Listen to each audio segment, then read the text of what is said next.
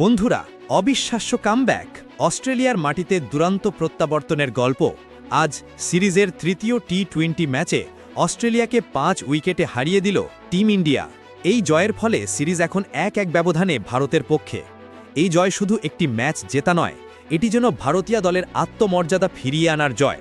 কারণ এর আগে অস্ট্রেলিয়ান অধিনায়ক মিচেল মার্শ ভারতীয় দলের ক্ষুধা নিয়ে প্রশ্ন তুলেছিলেন। কিন্তু আজকের ম্যাচের পর ছবিটা সম্পূর্ণ উল্টে গেল। জয়ের পর ভারতীয় শিবিরে যখন উৎসব চলছে, ঠিক তখনই ক্যামেরায় ধরা পড়ল এক অপ্রত্যাশিত দৃশ্য।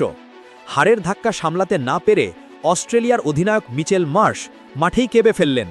ভারতের জয় এবং তার নিজের দলের হারের যন্ত্রণা সব মিলিয়ে মার্শ যেন ভেঙে পড়েছিলেন। তবে এই কান্নার মাঝেই এলো আসল টুইস্ট। পুরস্কার বিতরণী মঞ্চে আসার পর মার্শ যা বললেন তা শুনে শুধু সঞ্চালকই নন, বরং অবাক পুরো ক্রিকেট বিশ্ব। কেন তিনি এমন মন্তব্য করলেন? কেন শুধু হার স্বীকার নয়, বরং এমন এক বিস্ফোরক কথা বললেন?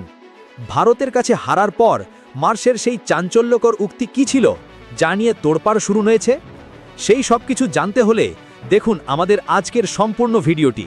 তবে সেই বক্তব্যটি শোনার আগে আপনাদের কি মনে হয়, এই জয়ের পর ভারতীয় দল কি সিরিজ জিততে পারবে? কমেন্ট করে অবশ্যই জানাও।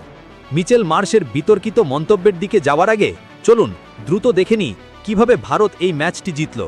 প্রথমে ব্যাট করে অস্ট্রেলিয়া 20 ওভারে 6 উইকেটে 186 রান করে। টি-20 ক্রিকেটে এটা খুব কঠিন টার্গেট।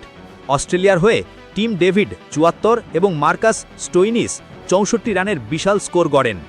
187 রানের লক্ষ্যে ব্যাট করতে নেমে ভারত শুরুটা দারুণ করে, কিন্তু আসল চমক আসে শেষ দিকে। মিডল অর্ডারে সূর্যকুমার যাদব 24 এবং তিলক ভার্মা 29 রান প্রয়োজনীয় রান যোগ করেন।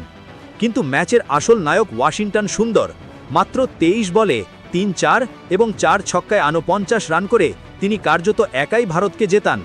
18.3 ওভারেই 5 উইকেটে 188 রান করে ভারত জয় ছিনিয়ে নেয়। আর এই জয়ের পরই মিচেল মার্শ সেই বিস্ফোরক মন্তব্যটি করেন।